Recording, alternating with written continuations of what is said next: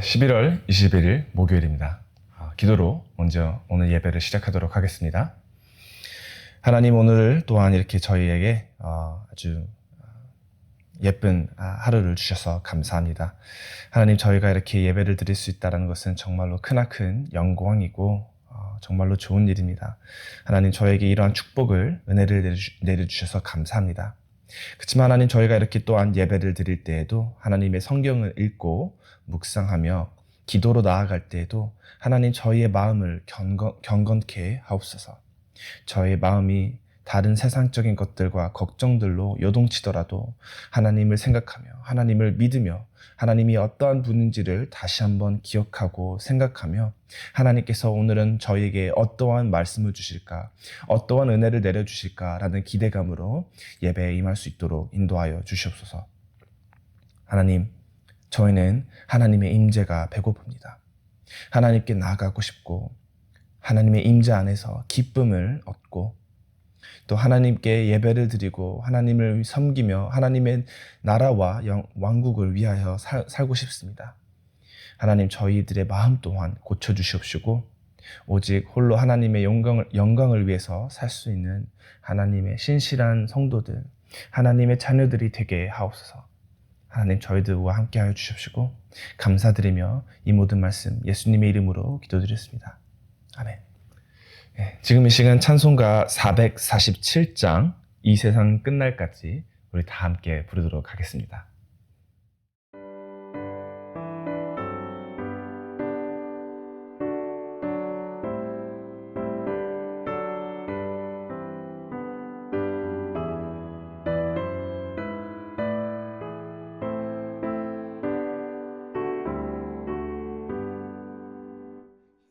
세상 끝날까지 주 섬겨 살리니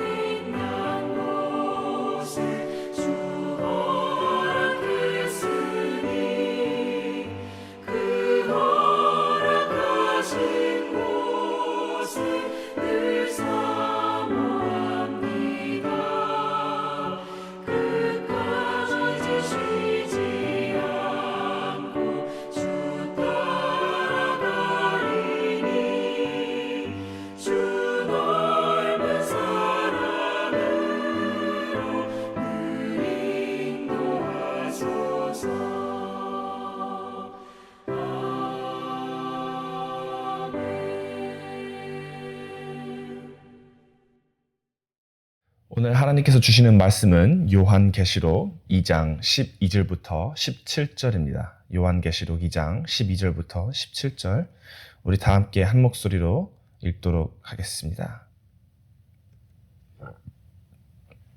버가모 교회의 사자에게 편지하라. 좌우에 날선 검을 가지신 이가 이르시되 내가 어디에 사는지를 내가 아노니 거기서 사탄의 권자가 있는 데라.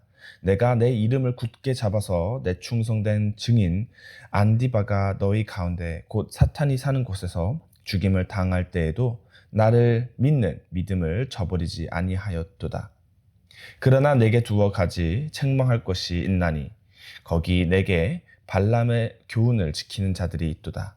발람이 발락을 가르쳐 이스라엘 자손 앞에 걸림돌을 놓아 우상의 제물을 먹게 하였고 또 행음하게 하였느니라. 이와 같이 내게도 니골라 당의 교훈을 지키는 자들이 있도다. 그러므로 회개하라. 그리하지 아니하면 내가 내게 속히 가서 내 입의 검으로 그들과 싸우리라.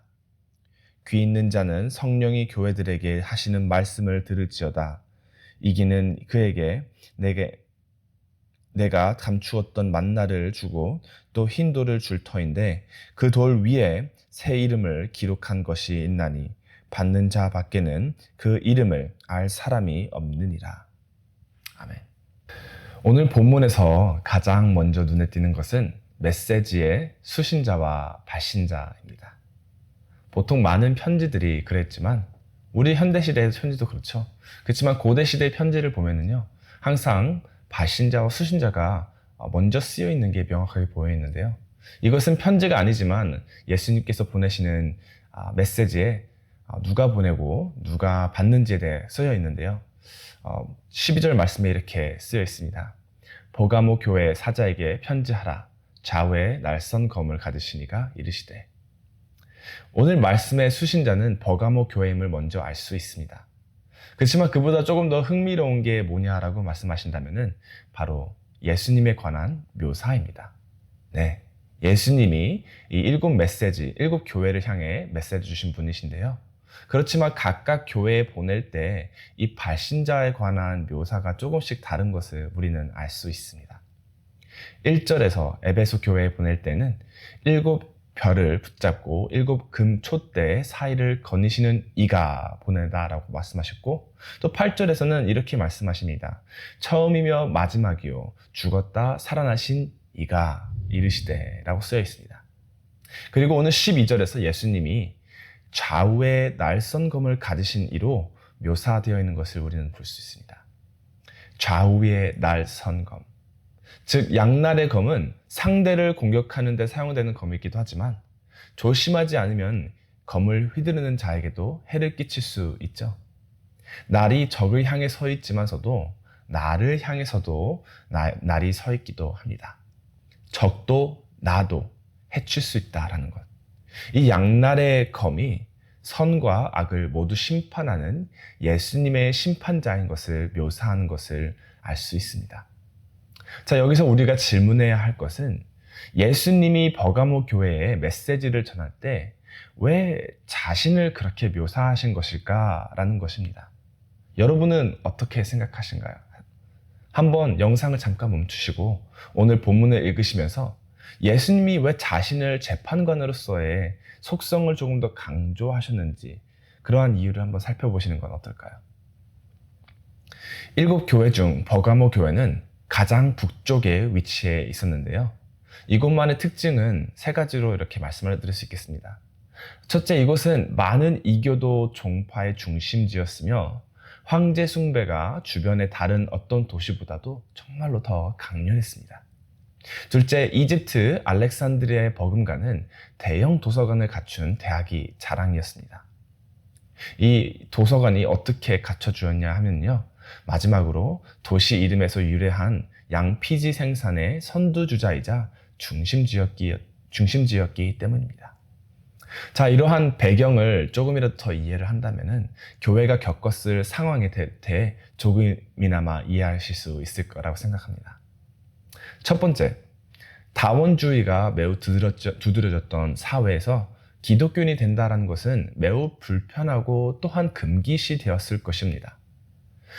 이전에 여러 다원주의 사회와도 마찬가지였겠지만 다른 신을 믿거나 원하는 것을 섬기는 자유는 있었겠지만 그 나라의 황제나 모두가 숭배하는 신을 섬겨야 한다라는 조건이 먼저 붙어 있습니다. 그렇기 때문에 우리 모두가 섬기는 신을 섬기지 않는다. 황제를 섬기지 않는다. 그러면은 다른 신을 믿어서는 안 되는 것이겠죠. 성경의 가르침은 무엇을 말합니까? 성경의 하나님 앞에 다른 신은 존재하지도 않고요. 신이라는 것은 없습니다. 오직 하나님 뿐이죠. 다른 신이나 우상을 숭배해서도 안 된다라고 말합니다. 예수님만이 생명의 진리에 이르는 유일한 길이죠. 다시 말해 기독교인이 된다라는 것은 다른 신이나 숭배하는 인물을 부정하는 것을 의미합니다. 그렇기에 안디바라는 신실한 의사가 그리스도에 대한 믿음을 고백했다는 이유로 정죄를 받고 죽었다라고 오늘 본문에서 우리는 볼 수 있습니다. 그러한 박해가 있음에도 이 버가모에 있는 성도님들은 그리스도인임을 흔들리지 않고 믿음을 포기하지 않았다라고 하고, 이에 대해 예수님께서는 나는 알고 있다. 나는 잘 보고 있다라고 말씀하셨습니다. 이 말은 저에게도 정말로 크게 격려가 되는데요. 여러 성도님들에게도 큰 격려가 되기를 기도합니다. 저희가 가끔 예수님을 위해 섬기는 마음으로, 좋은 마음으로 섬기고 또 예수님을 믿고 살아가는데요. 그렇게 좋은 마음으로, 좋은 믿음으로 살아가려고 하는 와중에서도 이리 치이고 저리 치이고 여기서 문제가 나고 저기서 문제가 나고, 특히나 교회에서 다른 사람들이 뭐라 할 때가 있을 때도 분명히 있고요. 소리가 커질 때도 있고 의사소통에 관한 문제로 인해서 문제가 생길 때도 있죠. 그럴 때 저희의 마음은 어떤가요? 상처를 입고 나는 좋은 마음으로 시작을 했는데 도대체 왜 이렇게까지 커졌을까? 이러한 마음이 생길 수도 있죠. 그렇지만 그럴 때일수록 나는 하나님을 위해서 시작을 했지. 나는 하나님을 기뻐하기에, 하나님께 영광 드리기 위해서 이 일을 하지. 라고 저희가 이렇게 믿음을 붙잡을 때에 하나님께서는 저희의 믿음을, 저희의 마음을 다 아신다라는 것입니다. 얼마나 큰 격려인가요? 자, 둘째로 우리가 버가모의 배경으로 알 수 있는 것은 바로 이 도시는 지식과 문학의 기록을 널리 발전시킨 양피지의 발상지였다라는 것입니다. 그들이 방대한 도서관을 가지고 있었고 그것을 자랑스러워했던 것은 아마도 당연스러웠을 것입니다. 이 도시가 세계에서 가장 방대한 양의 자료를 보유할 수 있었던 것은 바로 이 양피지였기 때문이겠죠. 그렇다면 이 자료들이 계속해서 생긴다라는 것은 자연스럽게 도서관도 커진다라는 것이고요. 이 방대한 양의 자료를 보유한 시설이 있다면 이 도시는 과연 어떠한 도시로 알려졌을까요? 한번 상상해 보시죠. 많은 연구자들이 자료를 보기 위해서 이 도시로 모였을 것이고요. 많은 교사들이 학생들을 가르치기 위해서 이 도시로 모였을 것이고요. 학생들이 뛰어난 연구자들과 교사들을 위해서, 그리고 또 자료들을 보기 위해서 이 도시로 모였을 것입니다. 따라서 이 도시는 다양한 가르침과 지혜를 가진 많은 지식인들로 가득 차게 되었을 것입니다. 특히나 이 시대 때에는 색다른 지혜, 그리고 정말 큰 지혜를 가졌다고 한다면은 많은 사람들이 후원을 할 뿐더러 이 사람들을 보기 위해서, 이 사람들이 그 시대의 인스타그램, 인플루엔서 이런 것들이겠죠. 그런 사람들을 보기 위해서 또한 도시로 모였을 것입니다. 그렇지만 어느 세대와 그렇듯 인기 있는 가르침과 지식, 유행이 이 도시에 있었겠지만 슬프게도 모든 가르침과 유행이 좋은 것은 아니었을 것입니다. 그 중에 발락과 이스라엘 백성에게 타락을 가르친 발람의 가르침과도 같은 니골라당의 교훈이 있었고요. 이로 인해 우상에게 바친 음식을 먹는 것과 성적 부도덕 등 그리스도인들을 죄로 이끄는 잘못된 가르침들도 분명히 존재하였습니다. 이것들을 예수님께서 보시고 이 사람들이 잘못 인도된 것을 보시고 오늘 크게 꾸짖음을 주시는 것을 우리는 볼 수 있습니다. 여기서 우상에게 바친 음식을 먹는다라는 것은 다른 이교도 종교의 축제에 참여한다라는 뜻으로 이교도의 신을 직접적이든 간접적이든 숭배했다라는 것을 의미합니다. 이는 사도 바울이 고린도전서 8장에서 말한 것과는 조금 다른 사례이고요. 조금 다른 맥락입니다. 니골라당 사람들 또한 죄가 용서되었기 때문에, 예수 그리스도로 인해서 우리 죄가 용서되기 때문에 죄 가운데서 살 수 있다고 부추긴 기독교인들이었습니다. 이게 얼마나 우스운 일인지 아십니까? 우리는 단지 용서받은 것이 아니고요, 새로운 피조물, 하나님의 자녀로 다시 태어난, 다시 창조된 사람들입니다. 우리는 하나님의 성품, 사랑, 자비를 비추어내는 존재들입니다.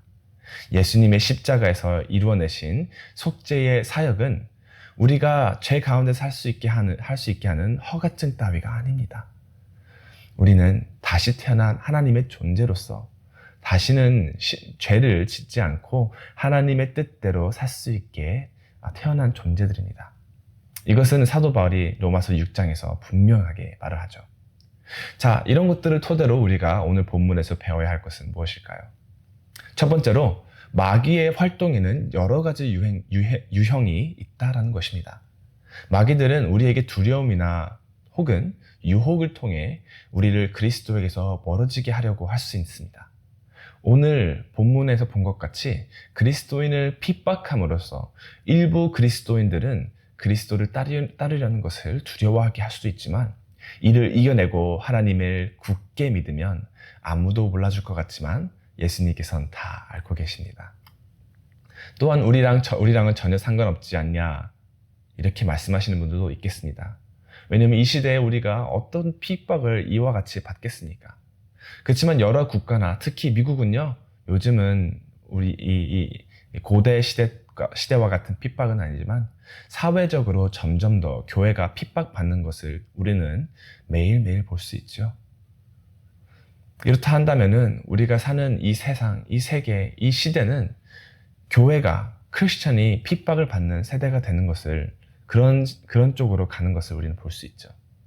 어떠한 사람들은 크리스천을 싫어하고 적대하기도 하고, 우리는 점점 더 그렇게 되리라 생각합니다. 그 와중에 우리는 어떻게 굳게 예수님을 믿고 신앙을 지킬지 좀 더 고민하고 생각을 해야 할 것 같습니다. 그렇지만 그보다 좀 더 심각한 게 있다라고 한다면요, 이렇게 핍박 줌으로써 우리 크리스천들에게 겁을 줄 수도 있지만, 마귀는 트렌드, 새로운 아이디어, 가르침이라는 이름으로 우리에게 즐거움, 편안함, 쾌락을 위해 신앙을 타협하려 하는 유혹을 하기도 합니다. 요즘 성도님들은 어떻습니까? 오늘은 피곤하니까 교회 안 갈 수도 있지. 오늘은 일이 있으니까 어쩔 수 없지. 아이들 봐주느라 정신이 없으니까 성경을 읽을 시간이 없네. 요즘 너무 바쁘다. 이런 등등으로 여러 이유로 믿음의 걸음을 타협하고 계시진 않으신지요? 둘째로 우리가 얻을 수 있는 것은요, 믿음이 강한 그리스도인이라도 자신의 신앙을 타협할 위험에 처할 수 있다는 것입니다. 버가모에 있는 그리스도인들은 신실한 증인으로 인정받았지만서도 그들 모두 잘못된 가르침을 받아 죄의 길로 빠진 것을 보았는데요. 이것은 기독교인들에게 더 핍박보다 더 어려운 투쟁일 수도 있다고 생각합니다. 예수님을 향한 믿음을 버려라 라는 것은 명백한 마귀의 공격이고요. 우리는 하나님의 말씀과 기도로 이에 맞서 싸우는데 매우 능숙합니다. 그러나 누구와 교제를 한다, 어떠한 취미를 가진다, 또는 삶을 편하게 하기 위해 어떠한 첨단 도구를 사용할까라는 등 성경이 직접적으로 가르치지 않는 것들에 대해선 아무런 부담감 없이 우리가 다가가다가 그릇된 사람과 결혼하여 하나님으로부터 멀어진다라든지, 취미 생활에 빠져 교회와 하나님은 우선순위로부터 밀려난다든지, 또는 온라인이 편해서 사람들과 이야기하기가 좀 불편해서 모두와의 예배를 드리는 대신에 혼자 영상을 보며 예배를 드린다든지, 이 모두 신앙생활을 혼란스럽게 할 수 있습니다. 우리가 이러한 공격에 취약한 이유는요, 이러한 것들이 본질적으로 나쁜 것이 아니기 때문에 딱 잘라서 안 되라고 반대할 수 없기 때문이죠. 누구와 교제를 한다는 것 자체가 성경적으로 나쁜 건가요? 전혀 그렇지 않습니다. 내가 취미 생활을 하고, 물론 어떠한 취미 생활은 죄일 수도 있겠지만서도요, 특히 내가 이 세상에서 뭐 산악을 한다든지 아니면 요리를 한다든지에 대한 취미를 가지는 게 죄는 아니지 않습니까? 새로 나오는 최첨단, 우리 삶을 편하게 해주는 그러한 도구들이 과연 죄일까요? 성경에서는 그런 것에 대해서 언급하지는 않죠. 이렇기 때문에 우리가 이런 것을 대할 때 정말로 아무런 부담감 없이 대할 때가 있습니다. 그렇지만 우리가 이런 것을 계속 사용하다 보면은 우리가 알게 모르게 하나님으로부터 멀어져가는 우리 자신들을 발견할 수도 있는데요. 이러한 도구들을 사용할 때에, 여러 사람들을 접할 때에 우리는 굉장한 지혜가 필요하다는 것을 알 수 있습니다. 하나님의 지혜가 우리와 함께하지 않는 이상 우리 또한 우리도 모르는 사이에 죄를 짓고 있는 죄인이 될지도 모르죠. 우리도 그렇기 때문에 조심해야 합니다. 성경 전체에서 보았듯이 마귀의 유혹은 유혹처럼 보이지 않을 때도 있습니다. 매우 교묘하게 우리를 공격하기도 합니다. 뱀이 하와를 유혹했을 때를 기억하시나요? 뱀은 교활한 입술로 진실과 거짓을 모두 사용하여 하와로 하여금 하나님의 명령에 의문을 품게 하고 죄에 빠지게 하였습니다. 자, 세 번째로 우리가 오늘 본문으로부터 배울 수 있는 것은요, 우리는 하나님을 경외하는 법을 배워야 한다는 것입니다. 16절에서 예수님은 우리에게 회개하지 않으면 예수님의 입의 검으로 우리를 치겠다고 하셨습니다. 우리를 치겠다고 하신 것은 아니시죠? 여기서 우리는 예수님이 자신의 양날의 검, 심판자로 소개하신 이유를 알 수 있는데요. 그리스도의 말씀은 마귀의 음성에 맞서 싸울 수 있는 강력한 무기가 될 수도 있지만 우리의 행동과 마음을 조심하지 않는다면은 우리도 그리스도께서 직접 하시는 심판의 말씀에 공포를 증명하게 될 것이다 라는 것입니다. 자, 사랑하는 성도 여러분, 그렇기에 오늘 우리는 두 가지를 연습했으면 합니다. 첫 번째로 그리스도처럼 우리의 마음을 바꾸자라는 것입니다. 로마서 12장 1절에서 2절까지 바울은 이렇게 말을 합니다. 우리가 이 세대를 본받지 말고 마음을 새롭게 함으로 변화를 받아야 한다라고요. 버가모 교회처럼 되지 않고 마귀들의 역사에 맞서 싸우려면 우리는 끊임없이 그리스도의 것으로 우리의 마음을 채워야 합니다. 예수님처럼 예수님과 같은 행동 방식, 생각, 말씀 등 우리가 결정을 내릴 때마다 예수님이라면 어떻게 하셨을까라는 것이 우리 마음속에 꾸준히 있어야 합니다. 우리가 예수님께서 이 상황에서 어떻게 생각하실까? 예수님과도 같이 생각을 하자라면은 우리가 분명히 세상을 살아가면서 성경에서 직접적으로 언급하지 않는 것들에 관한 것도 우리는 조금 더 예수님의 마음으로 바라본다면은 거기서 나오는 지혜가 반드시 있겠죠. 두 번째로 우리가 좀 연습했으면 하는 것은요, 지속적인 회개를 해야 한다라는 것입니다. 물론 우리가 예수님으로 말미암아 벌써 용서를 받았습니다. 그렇지만 회개라는 것은 단순히 우리가 용서를 받기 위해서가 아니고요, 하나님의 품으로 돌아가기 위해서 하는 것입니다. 그렇기에 우리가 회개를 한다는 것은 우리가 죄를 고백함으로써 우리가 죄인임을 인정하고 오직 예수 그리스도만이 구원의 길이다라는 것을 인정함으로써 하나님을 경외하고 두렵게 하는 절차 같은 것입니다. 우리가 하나님을 경외하게 된다면은 어떠한 일이 벌어질까요?